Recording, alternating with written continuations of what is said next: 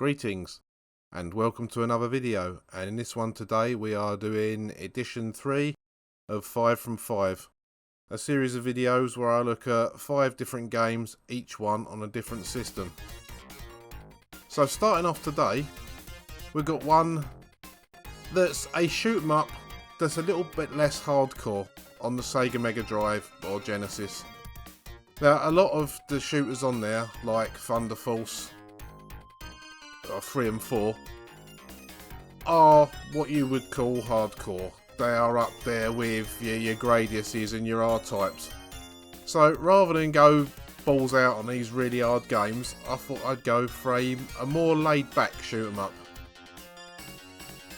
So this one is Arrow Flash, and this came out on the Genesis Mega Drive in 1990. And it was published and developed by Sega and published by Renovation Products in the United States. So what you've got here is a horizontal shooter, but in this one you can flip between a ship or a Gundam type mecha. Now I tend to prefer the ship when I'm playing, unless I'm using the titular Arrow Flash, which if you use it in the ship form, it like chucks out 5 big blades of fire, or well, of the laser weapon. Whereas if you use it in robot form, it turns you into like a fireball that's quite devastating against the enemies. So I normally save that for the bosses. But yeah, as you can see, there's a lot less going on in this. So if you're a newcomer and you want to get into horizontal shoot 'em ups, this one's a good starting point because it doesn't throw you into the deep end. It's I mean, I'm probably still not going to make it look very easy, but it is there's a lot less to deal with if you're new to it. I mean, that was just me pathetic, crashed into a bullet there. But yeah, as normal, you start with a single shot weapon and you pick up other power-ups throughout the levels. If you die, you lose the lot. If you complete a level with the weapons, you keep them. Pretty standard stuff. But I quite like this one because it's bright and colourful. Like I said, not too difficult. Good sound. You know, it's what you want from a shoot 'em up.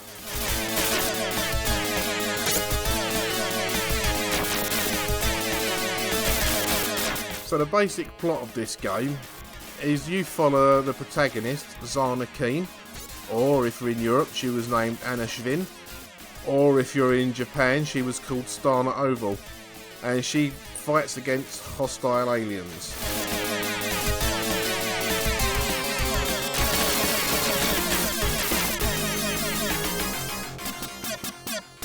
So your ship is a prototype that was left to you by your grandfather to fight against an alien attack on humankind.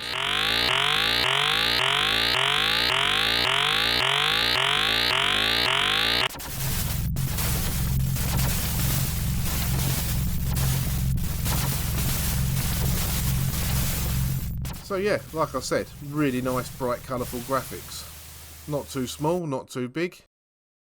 On the top of the screen there you can see it says AF. That's my Arrow Flash power.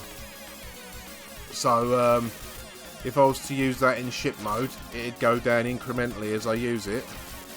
If you use it in the mecha mode, well, what I'll do is if I get to the end of level boss, I'll use that and I'll show you exactly what it does. But they are quite generous with the lives. You know, on your options screen you can set the difficulty level. I think I've probably got this set to easy.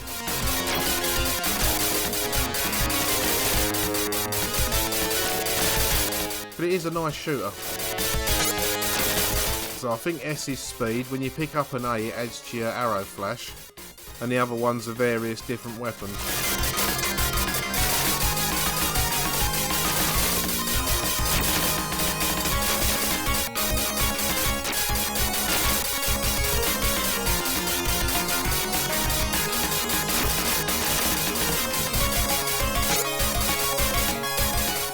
so the eye has given me some big undulating lasers. It's not a sentence I was expecting to say today. So that'll be another one on the arrow flash.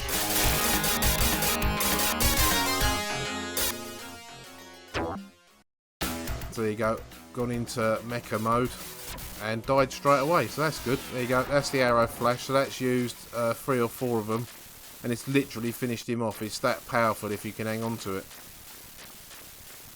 And that's the end of level 1.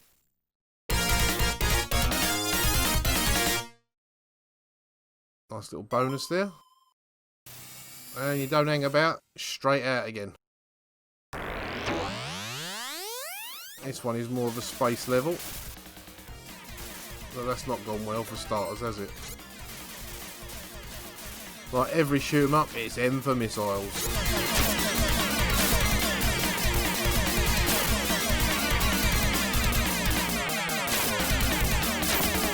I really do like the music in this game.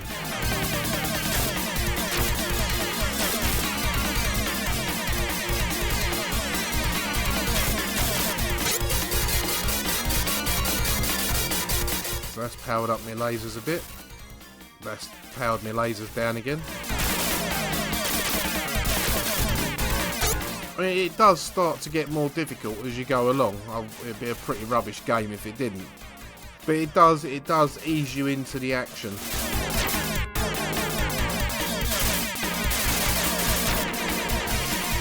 So you might notice here these are taking more hits to destroy now because I'm on the weakest weapon. And I'm still on the weakest weapon. That's a bit better.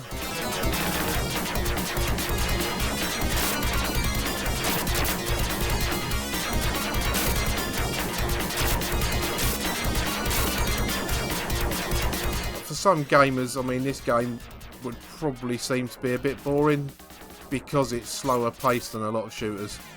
Note to self, fly around asteroids. This is definitely one that's worth checking out.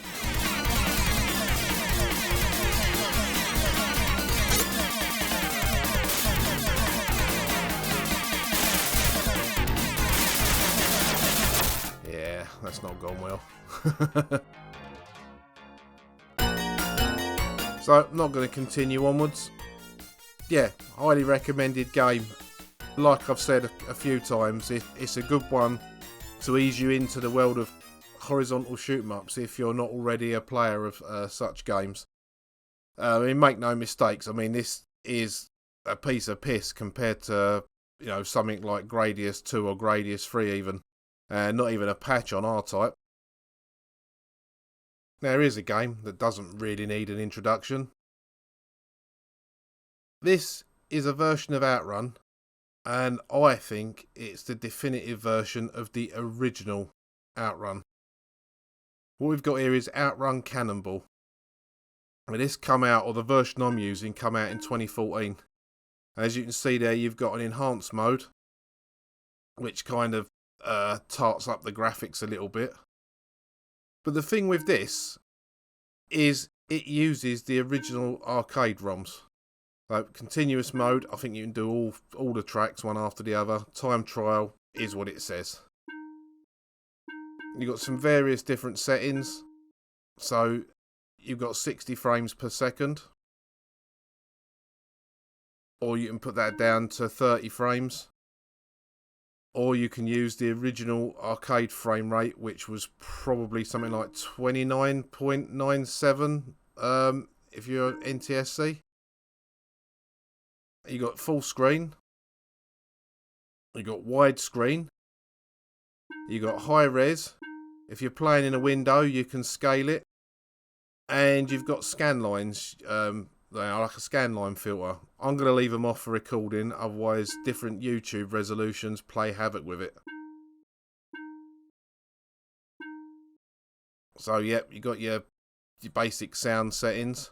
And this has got a thing, I've not done it. Apparently there's an issue with one of the snare drums in the OutRun music, and someone after 20 years in 2006 managed to fix one of the ROMs, so you can you can do that. I personally never really noticed the difference, but it is there if you want it there. And also, you've got the music test if you just want to have a listen to the game tunes without actually going into the game. Plenty of options to mess about with. So your controls, you can set the gear to manual or automatic. I'll just set it to manual so I can switch between high and low when I want. You've got analog settings. You can set a steering wheel up on this. You can redefine your keys or your gamepad. And you've got your digital speed. For some reason, why is that steer speed on 3? I want that on 4 as well. And the pedal speed, yeah, it speaks for itself. It's the longer you hold the button down, the further the pedal gets pushed down. So you've got world tracks, or you can set that to Japan because they're in a slightly different order. Got the time and traffic set on easy. The other objects are enhanced. I've got the newer track mode on.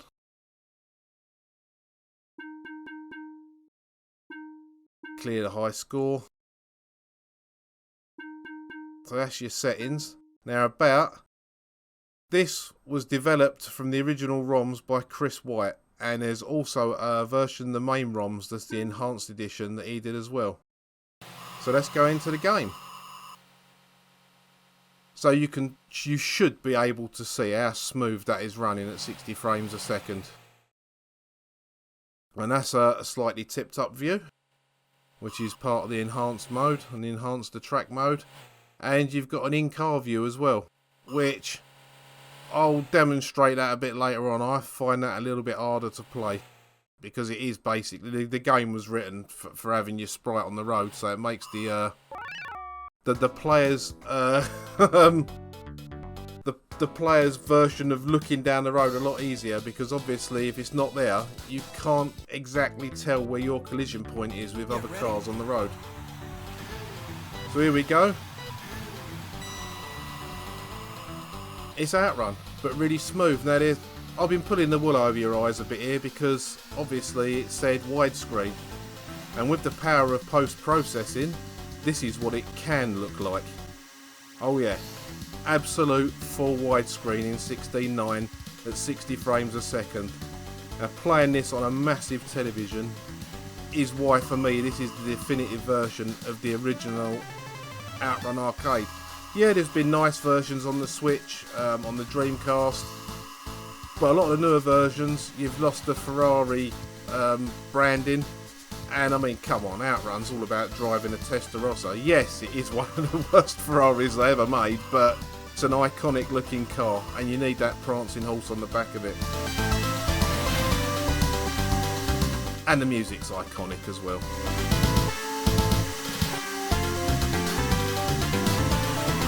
Now, I've taken this fork in the road because driving through the bits that go over the road in this, so these stone towers, you can really see how well it looks at 60 frames a second. I mean, look how smooth that is.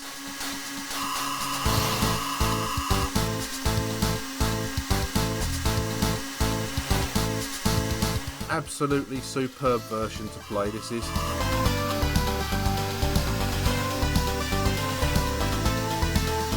I mean, the arcades in 1986, I mean, everyone wanted to play OutRun. I mean, there were queues for this machine, you know, almost like there were queues for Space Invaders back in '78. It was that good. You had your stand-up cabinet, you had a sit-down cabinet, you had the one with the hydraulics where the car moved about. It's a game that breathes the 80s. I mean, if you're into retro games and you don't know what this is, you must have been living under a rock. So we'll go right this time.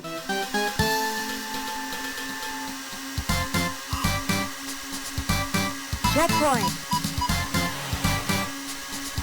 I just cannot get over how smooth this is. Now, I'll be honest, I'm playing with keys here. So it's literally an accelerate key, a left and right, and one to change gear. And there's a gear to change camera. We'll have a look at that later on. Oh, that's going to sting. But this widescreen is so well implemented. It's not broken the game at all. Nothing's been added. It's just like they've drawn more on the sides. You know, all the signs and the trackside objects, you know, all filter down the screen nicely.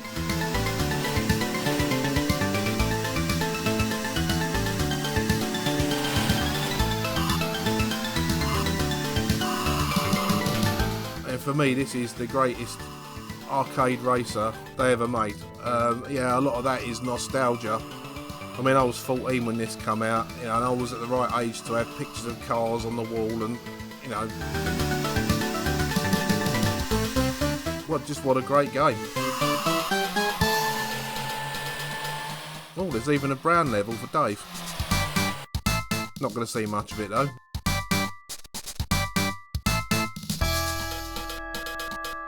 So that's just played through using the normal camera mode.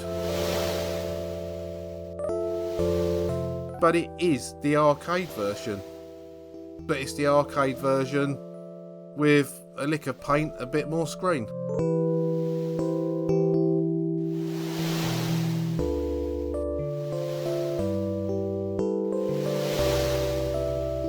And it's just as awkward to put your name in without a steering wheel and all.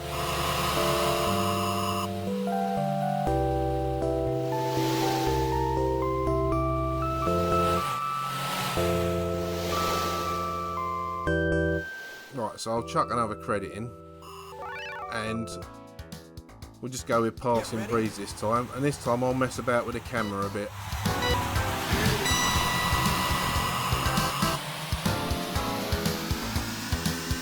So that's the slightly above view. I'm not over keen on that one, so I'm going to switch to the in-car view shortly and try and do the game in that. But like I said earlier, that's not without its problems. I love the way that moves down as well. It's so smooth. But the problem you've got here, because you can't see the bonnet of the car, it's very difficult on your initial go to be able to judge where you are in relation to the other vehicles. Still plays well though. I suppose this chicane will be telling. I did that better than I did when I could see the car. I'm talking bollocks, I clearly know nothing. We'll go the other way this time.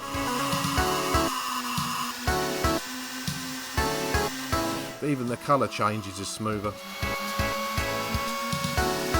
Checkpoint.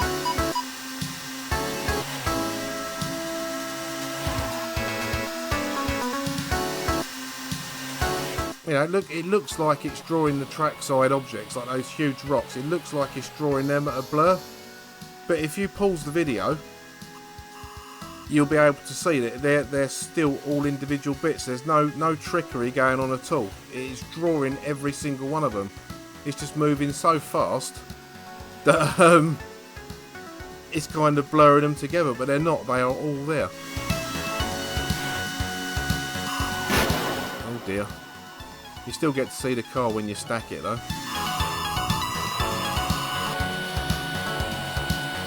I'm not sure they'd have got back in the car from that really.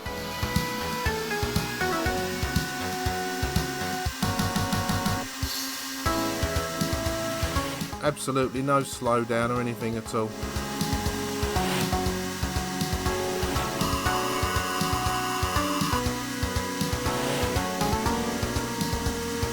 This is still a gorgeous looking game even after all this time. I mean, this game is 35 years old at the time of recording, and it still amazes me with its speed, its lovely crashing graphics.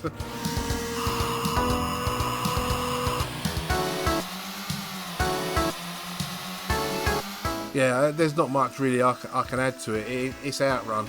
It's an iconic racing game. And I will put a link in the description where you can download this version of it. You just might need to grab hold of yourself the main ROM, so I'm not sure if they put it as a full package. But we'll finish off in normal car view. because after a crash like that, I'm not sure I'm going to finish this level. That hasn't helped either, has it, really?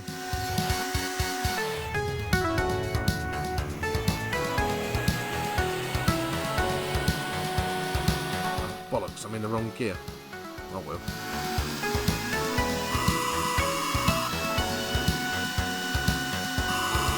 Yeah, I've even got this version of OutRun on my arcade cabinet as well, so I can pin my steering wheel on and play OutRun just like it was on the stand-up machine.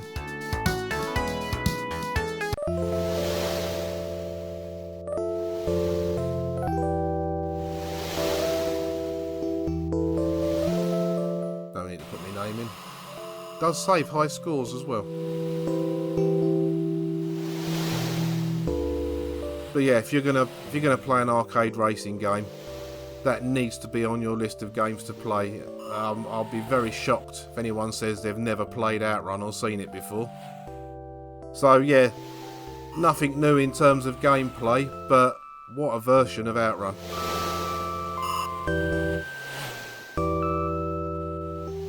So I'll just let the last wave music play out. Highly recommended.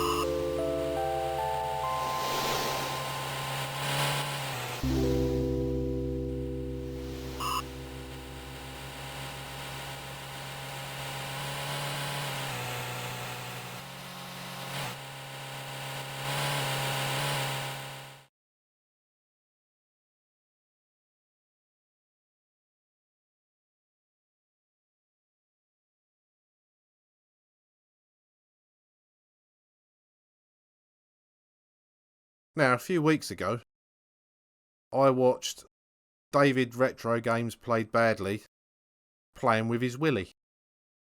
And I thought to myself, I'm going to have a play with my Willy. So, this is Space Man Willy, a platform game made in 1985 by Leslie Marwick using the Jet Set Willy construction kit. And this is on the Sinclair ZX Spectrum. And basically, it is what it says it is. It is a version of Jet Set Willy. But in this one, Willy is basically a spaceman. And you've literally got to go around all the levels and collect all of the flashing items. And pretty much the only keys you need in this is left, right and jump. Now I've got to be honest, this is only the second time I've played this. I am not a massive fan of the Jet Set Willy games. Well that's a good start. I always preferred Manic Miner out of the two. But this one plays really nicely. It's kind of got levels like Jet Set Willy, but it plays more like Manic Miner. So, the story behind this one, and I will put a link to the story in the video description, is basically in 1985, Leslie Marwick decided to mess about with it because he liked hacking about with games and that, using the game editor. And he made a few copies that he gave to his mates that had Spectrums. Oh, mind the arrow. Oh great, another arrow in the back of the head. Anyway, yeah, he gave a few copies to friends of his that had Spectrums. And that was that. And then in 2005, I believe it was, a tape image appeared on a Czech website. So through them 3 or 4 tapes that he gave out, somehow one of them was survived and was dumped as a digital file.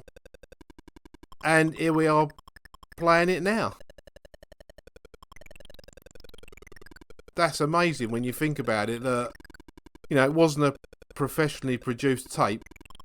I'm pretty sure Leslie says in his interview or his story of the game that he basically drew a Buzz Aldrin picture on the front of it and pretty much photocopied it and gave it away with the 3 or 4 copies that existed.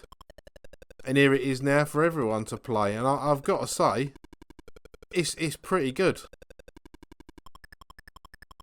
So yeah, those are the flashing objects I've got to collect. Don't try and collect spaceships, because that's never going to work. He's even changed the music. He says in his story that he did that by changing a few notes. But yeah, it's kind of got that quirky Spectrum sound that we all know. I'll jump over that. Pick that up. Pick that up. Wait for the UFO to go past, and then we can collect the other one and carry on. Now, the good thing about this, even though it plays a lot like Manic Miner, as you'd expect, you haven't got the time limit with the air that you've got in Manic Miner. So, you can sit and plan your attack of the levels. Oh, get out of the way of that. So when you first get on a level, or on a screen I should say, as long as you're not directly in the firing line of something, you know, like the screen that had the arrows on it, you can stand there and you can kind of work out the best way to get through it. And that's what I do like about this game.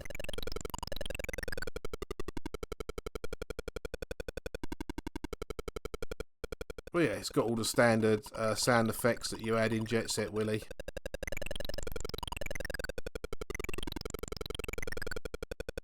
But this is a great little game.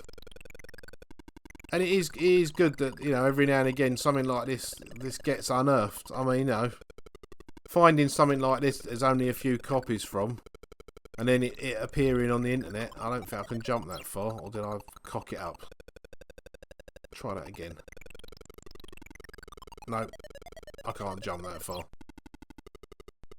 So we'd have to go back and have a rethink. Yeah, anyway, finding copies of this is, you know, almost like, you know, when they find copies of things like Doctor Who and Z-Cars and that. It's just something from the past that's managed to resurface that had probably been forgot about.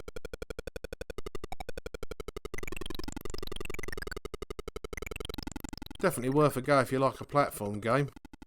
Alright, if you're not a fan of Jet Set Willy or Manic Miner, then this probably isn't for you. But, you know, I don't mind Manic Miner. But this is definitely one I'm going to look at again. And, yeah, I'll recommend it to anyone. I don't find this to be as infuriating as the other two games.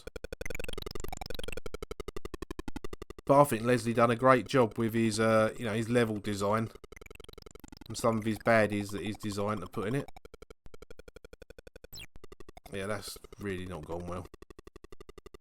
Got to remember to stop when you enter a screen and have a look.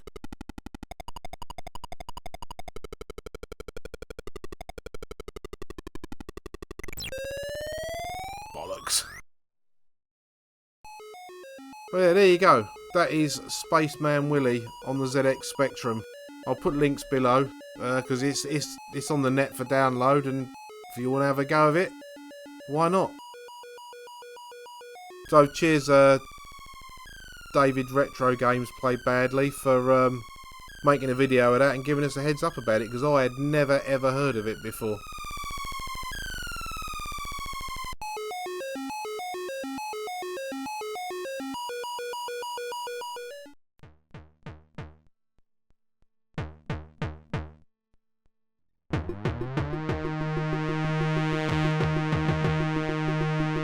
Next up, we've got a game that absolutely blew people away at the time, and this game is Retrograde on the Commodore 64, and this game was definitely a reason to own a C64 back then.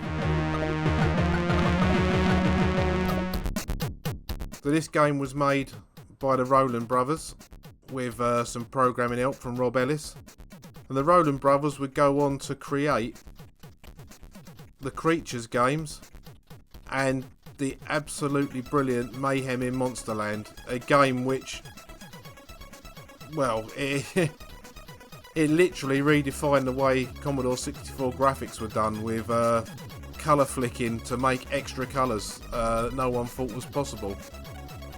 But this game itself is a shoot 'em up with a difference. There's more to do in this than your normal shoot 'em up, because it's got a novel way that you power up your weapons. It can be a bit grindy, but I think the entertainment value in the shooting sections doesn't make it seem grindy to me. I thoroughly enjoyed it. I never really played this back in the day. In fact, the go I'm having here is only, I think, the third go I've ever had of it. I'm going to try and do level 1. I worked out how to play this game by watching a video by Al82 and also a video by my mate Lukozer. He did a review of this and kind of explained what you had to do, so I was able to pick it up. So what you need to do straight away is start off by shooting stuff and collecting the gems that come out, that basically is your money. And on the bottom there you can see there's a shop. And what you need to do is you need to collect loads of coins, and then you can go to the shop to spend them to power up your weapons.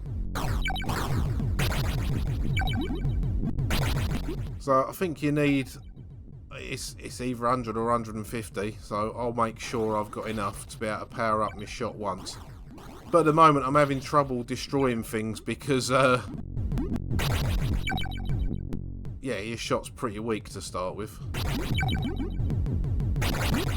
If I can improve it a bit as I go on. See, now I'm flashing there already, which means I've almost lost my first life. Right, so we're going to the shop.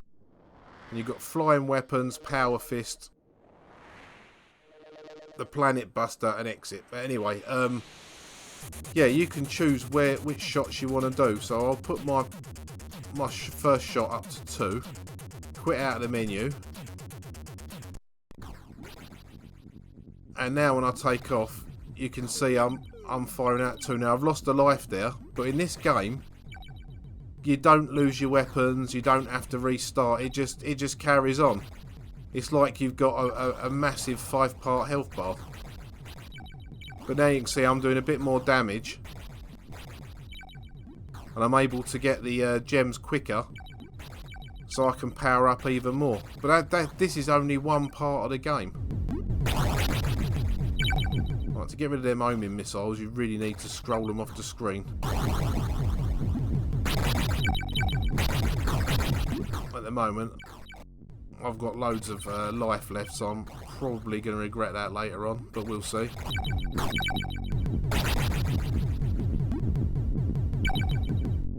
But this is the sort of game that the Commodore 64 excels at. You know, loads of fast scrolling, loads of sprites, loads of nice sound effects. Right, so I've got my shot up to 3. And on level 1 you can only have the shot and the radian. We'll have a look at the radian a bit later on when I've got some more credits.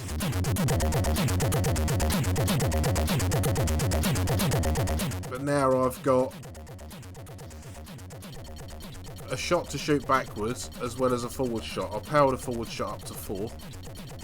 That's as high as it goes. So now my forward shot is at max power. As you can see, it kills things a lot quicker. Well, them that can be destroyed anyway. That's another life gone. But again, no restart, no loss of weapons, you just carry on.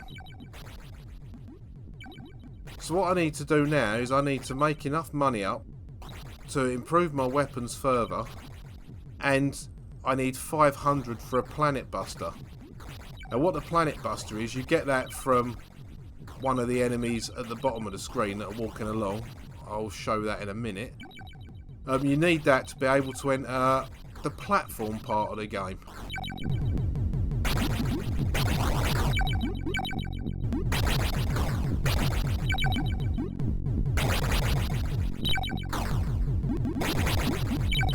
I think the secret to this bit is knowing when to upgrade your weapons and when to hang around collecting the gems up to make your credit amount higher.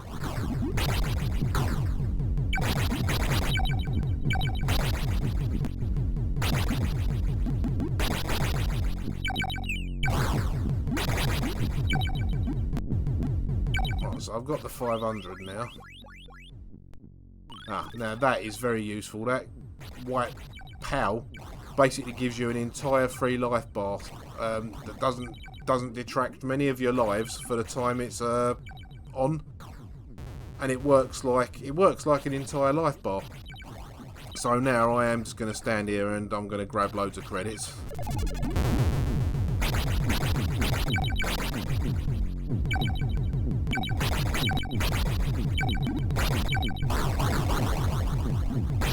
Yeah, them credits don't stay around forever. If you scroll off the screen, they can disappear if you go too far. So you want to try and pick them up as soon as you've got them.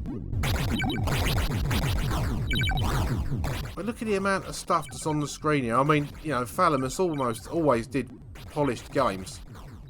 And some of them were good, some of them were bad. You know, depends on what sort of games you like.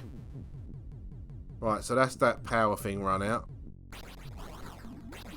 So now we'll try and get the planet buster. Now on level 1, the guy you've got to get, well, there's 2 of them. They're both green, so they stand out. On later levels, that is not so obvious.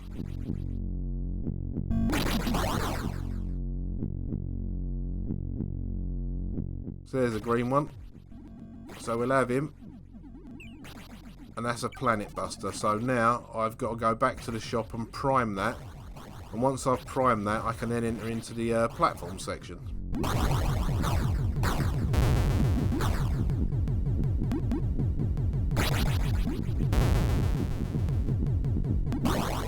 Nearly at the end of another life.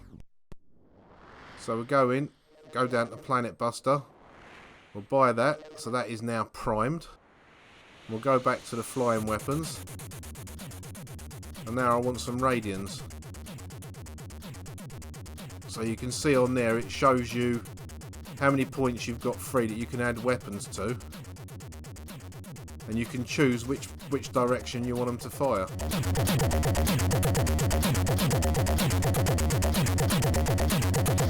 So I've still got some more points. Do I want to power that up or do I want to add another one? Yeah, it'd have to be a power up. I can't afford another radian now because I'm 25 credits short. Decisions.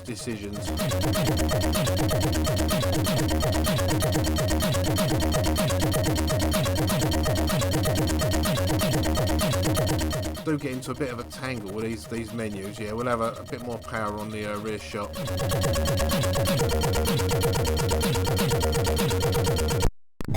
So now I'm a bit more of a force to be reckoned with, because look at that lot I'm firing out now. I'm almost at the end of that life as well. Right, that's the door in. So now we're in a platform section, and that's that life gone. So you've got to make it down to the bottom and destroy an enemy right at the bottom.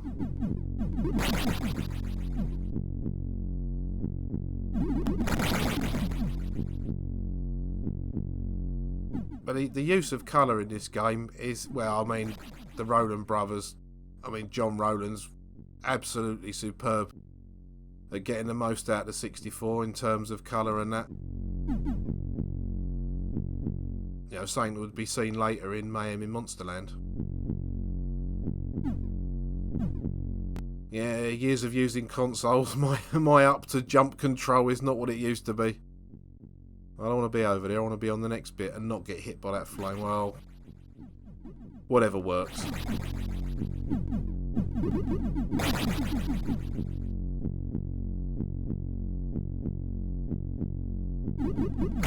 Yeah, it all adds to your score.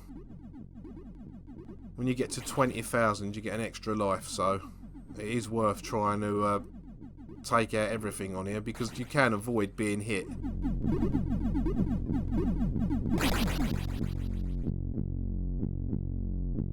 Yeah, I think this is graphically stunning. you know, look at the colour on this. When people say the Commodore 64 is just brown, they need to have a look at a game like this and then think again. So once I destroy him,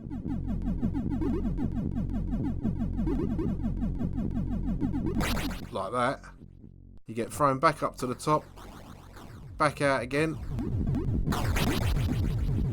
and now I've got to make the money up for another Planet Buster, which with the amount of firepower I've got now shouldn't take too long.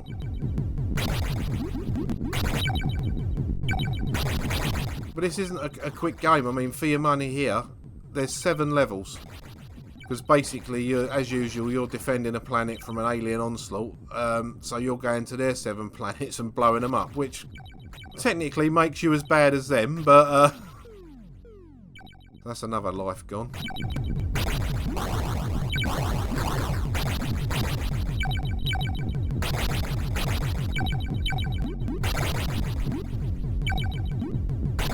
But yeah, this is another later Commodore 64 game. Well, I'll say later. It's 1989, so it's, you know, the machine still had 5 years to go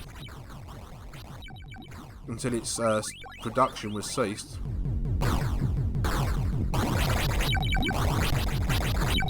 So I'd moved on, you know, to the 16 bits by this point. But you know, this is a game I definitely missed out on. And regardless of how I do in this playthrough, I am definitely going to revisit this for another go. So now I've got to find another green alien.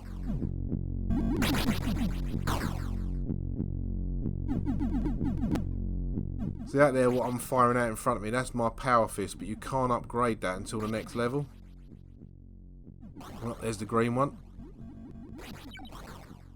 That's my Planet Buster picked up. I've already got 600 credits.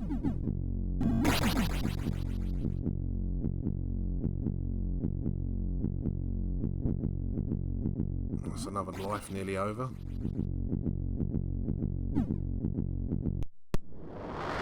Right, so let's prime another Planet Buster.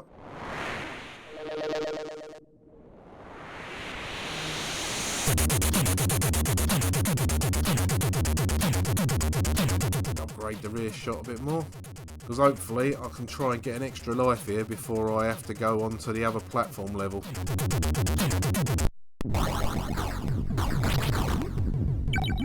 So that life is not going to last long. The white power thing would be handy right about now.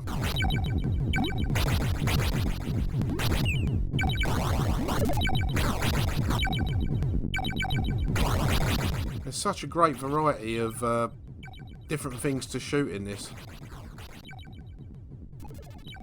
Even more so on the further levels, you know, the graphics change and that. It's not the same graphics every time. The next level's got a more green, sort of foresty feel to it. Looking at my lives, I'm not overly optimistic on getting there, but I'll have a go.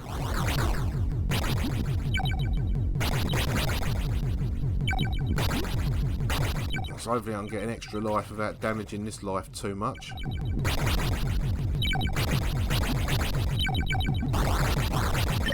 There we go. It's an extra life, so I've got a bit more to do the next platform section.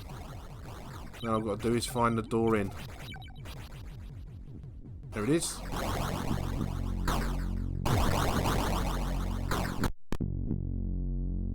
Right, so this is different to the other bit.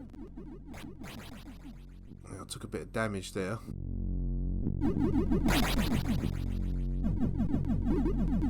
That was devious, coming out the door at me. That one just goes backwards and forwards. That's him dealt with. So yeah, I want to try and do this by losing the least amount of energy as possible. Some of the things are hard to get past, like that green one. And this flame's quite hard to get past as well.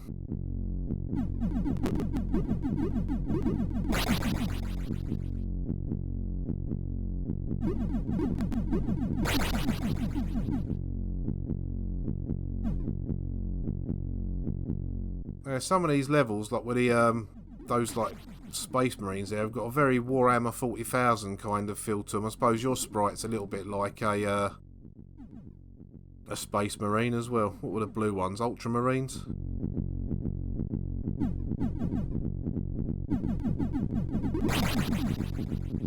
Let's see if I can make this life last any time at all.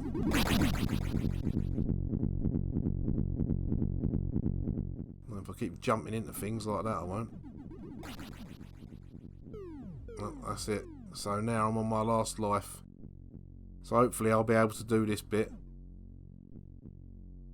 and at least show you one of the bosses to the level.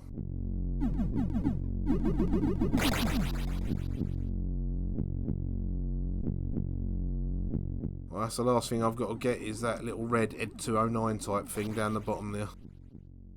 As soon as I've got him, it's on to the big boss. Absolute value for money, this game. I mean, it can take 3.5 hours to complete it. I mean, that's, for an 8-bit game, that's pretty good. So here we go. The final boss on level 1. And he throws out some devastating weapons. Bloody homing missiles finish me off all the time.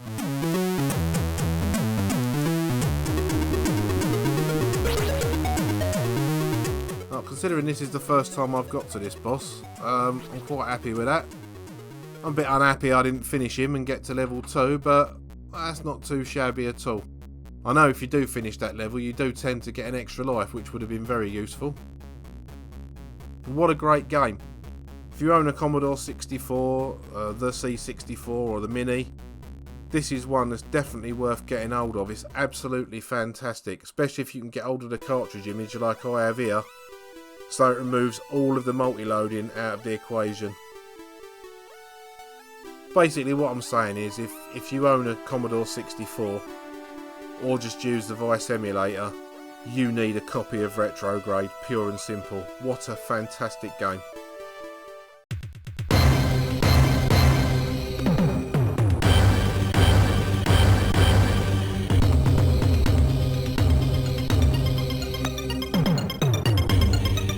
As much as I hate to talk over a piece of Barry Leach's music, I shall carry on. This here is Switchblade 2. Come out in 1991 from Gremlin Graphics on the Commodore Amiga. Now, to give you a plot summary, I'll actually have a look on Wikipedia so I don't miss any details out. This game is set several centuries after the last of the Blade Knight's hero defeated the evil Havoc and saved the land of Cyberworld from his influence. And that was the first game. Under the leadership of Hero, peace returned with the resurfacing of the Knights acting as protectors who enjoyed both respect and devotion from the inhabitants, but their outlook on the Knights changed negatively as time progressed, as they were starting to regard them as foolish and needless policemen who wasted valuable resources, before their number decreased and eventually disappeared once again. After this event, darkness returned and brought chaos to the land that signalised the return of Havoc, who was not fully destroyed by the original hero and waited for the Blade Knight's second demise for his comeback to take over Cyberworld and its people, who were deciding between submitting to the leadership of Havoc or die before doing so. Toyotomi, the eldest person during the dispute, considered the Blade Knight's second demise as a massive mistake from their part, and the many elements they took for granted also vanished as well. However, he also mentioned the existence of a descendant from the former Blade Knight leader's lineage named Hero, who has been taught with the way of the Knights and knows the full risk in attempting to defeat Havoc again, with the now decimated Switchblade with nothing but the Knights' ancient weapons. So that is the story. And this is a platform game with, you know, a bit of combat in it. And I did play this quite a lot. I did enjoy the first one as well. But it was kind of considered at the time that there wasn't, you know, that many enemies in it. So this one is a bit more action laden. You know, it's not a frantic game by any stretch of the imagination. It is fairly laid back. But again, nice graphics, nice sound. I mean, I quite like the game mechanics in this. Like, if you want to do a higher jump, you have to pull down first before you jump. Because being on the Amiga, and most games only supporting one fire button, you activate your weapons with a fire button, so it's up to jump. So that's the surface done. I do like the backgrounds on that. And we're now down into the tunnels underneath.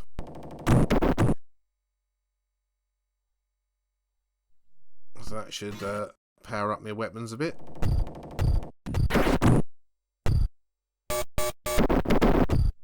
And the way I tend to play this is just go through all the levels, watching out for spikes in the floor and killing all the enemies.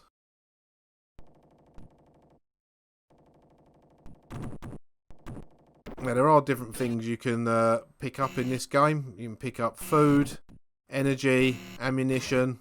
Oh, that burger should replenish all of my health. Yep, like that. You've got lives as well.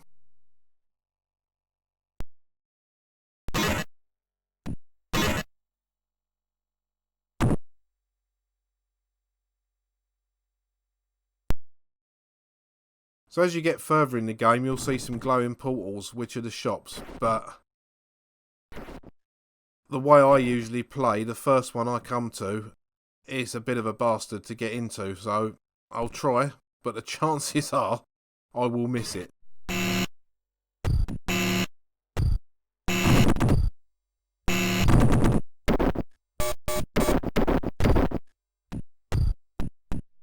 Yeah, I do like the graphics in this. They are in a more sort of manga or anime style.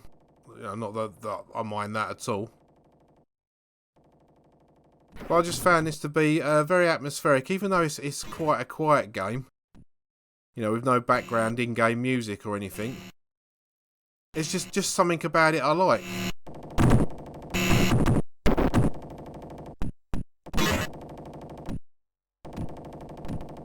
Definitely interesting going back and visiting after all these years. Keep forgetting though that I need to bend down to take them out. And those that they drop, you know, like the little glowing orbs or the silver orbs they drop, that's your currency in the game. I mean, you notice there's a $sign down the bottom that says 27. Well, every time I pick up one of those glowing objects, that goes up. Not everything drops them. There are a few devious levels in this. Those are very devious because those are what I would call memory spikes, because unless you've played the game before, you are not going to know where they are. So it's very trial and error. But I think graphically it's absolutely superb. You know, it does look like a almost dystopian type underground bunker that you're wandering about in. Oh, more fucking spikes, and then one's actually killed me, so that's one life down. Still plenty of bonuses there. You've got to wait for them to totally disappear, otherwise they will still get you.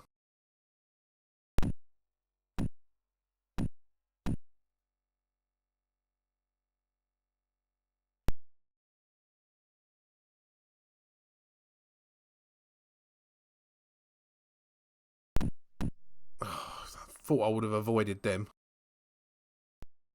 Right, downwards.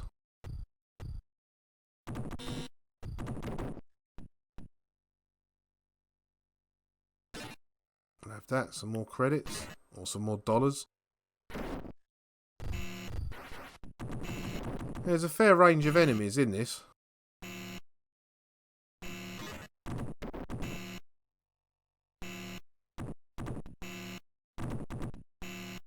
I do like to try and take the guns out in case I have to come back this way, but standing in the way of their shot is not the best thing to do because you die like that. I need to get it back on the screen. This is a bit of cat and mouse with the lasers. Well, I can just see it now. There you go, have that. It's another fairly large game. I mean, this is, you know, still level 1. So we'll go down here first. Smash that open. There's a nice big points gem in there.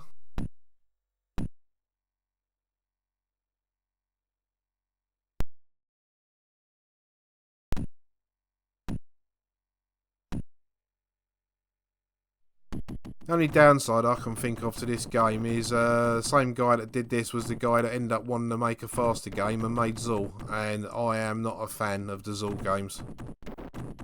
Sonic the Hedgehog, they really are not. Alright, they look pretty nice, you know, lots of colour and that. I missed that gun. They're not my favourites. Oh, bollocks. I took some damage falling that far, so now I've got to wait for that little engine to come all the way back down just so I can go back up the screen again. So yeah, the One Amiga magazine gave this 90%, comparing it to Strider. Well, it's a bit less fast-paced than Strider was. I've got to try and avoid that gun again now.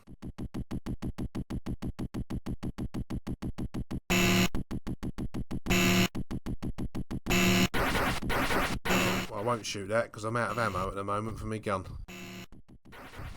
But yeah, it was generally well received. There was a version of this that come out on the Atari Lynx as well, but it was slightly different from the Amiga and ST versions.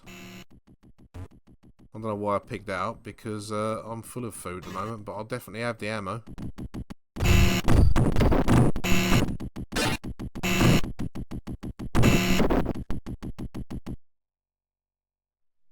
Yeah, this has got a fair difficulty curve to it. Normally on this level, if you know, other than the things like spikes that you don't know about, you know, if you do fuck it up, it tends to be your own fault rather than the game cheaping out on you. Like there, if I'd have gone right up the ladders, I wouldn't have got hit by his missiles. Right, that glowing thing at the bottom of the screen is the shop. And I've totally ballsed that up. Because going back up there again is going to lead to a lot of that. Well, I want to get up there and get that power. Now I've got to play silly buggers. That's it. Trying to avoid these lasers. No, I can't jump through them. If I try and go back up to get in the shop, I am literally going to get marmalised. So, looks like I'm just going to be carrying on. I'm trying not to get shot off the ladder. Oh, that was close. That was closer.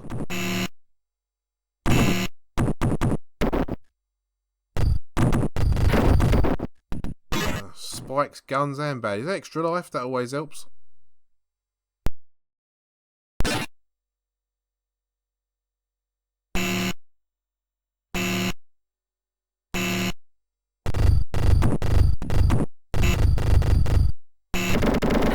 Bloody hell. This game's a bit tougher than I actually remember, to be honest with you. Mind you, not having played it for quite some time. I mean, I had a warm-up go to make sure I knew what all the controls were still, but even so, harder than I remember.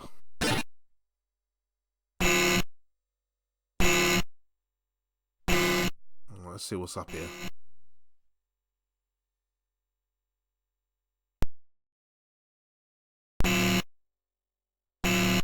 Oh, great. So yeah, I can pick the burger up for the energy, but now I've got to put up with this gun that appeared. No, I haven't. I can go through there.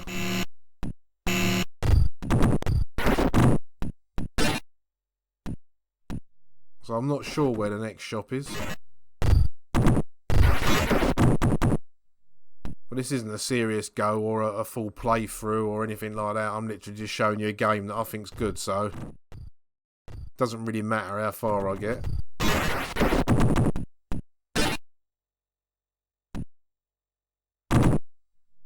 It's certainly more playable than something like Shadow of the Beast. Definitely give it that. But it's not infuriating for starters.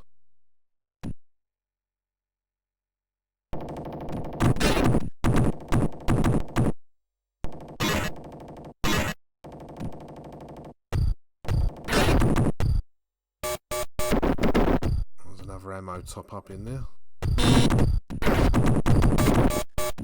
Sensible and kill him first.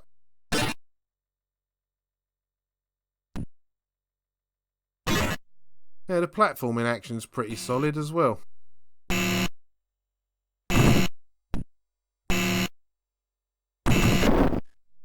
No, I want to get that gun.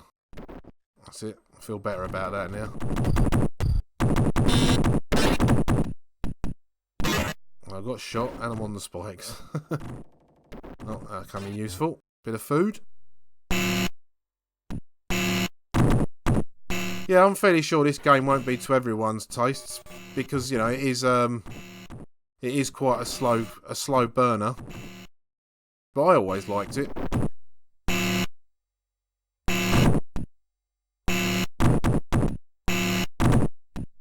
That's the thing in this game, you never know when you're going to have to go back on yourself, so if you can destroy the gun emplacements, it'll give you a chance if you're low on energy when you have to come back that way, if you have to come back that way. I'm out of ammo again. So there's not much I'm going to be able to do about that gun. I'll avoid them spikes.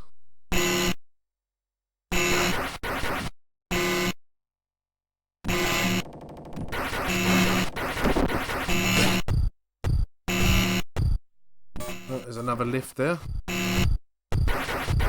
The animation and all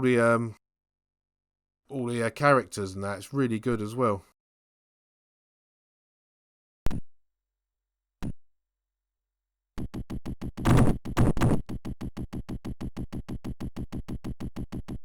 This is a bit like the other lift, so I fully expect a gun to appear any minute now.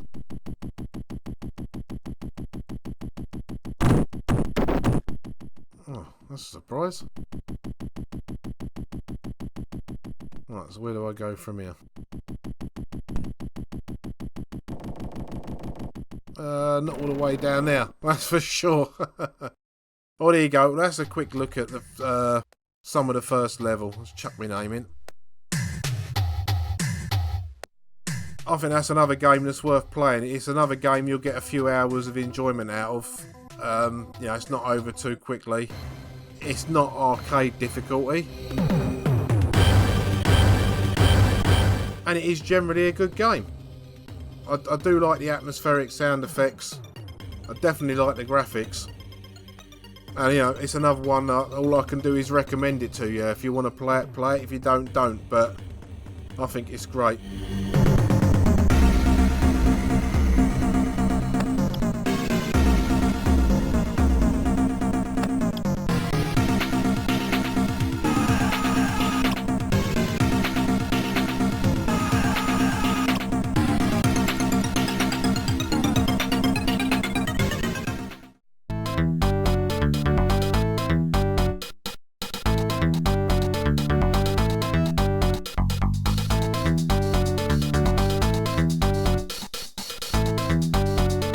So there you go.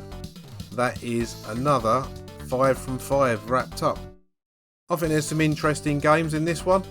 I've tried to include a variety, but it did end up with a couple of platformers, a couple of shoot 'em ups and a driving game. So not all the games were completely different, but I think there was something there for everybody. So this time round, as I always like to leave you a piece of music, I am going to leave you with the iconic magical sound shower from OutRun. This is one that I've double tracked it and given it a bit of reverb, so it's got a bit more life than the version that came straight from the ROMs. So until the next video, thank you very much for watching, and laters.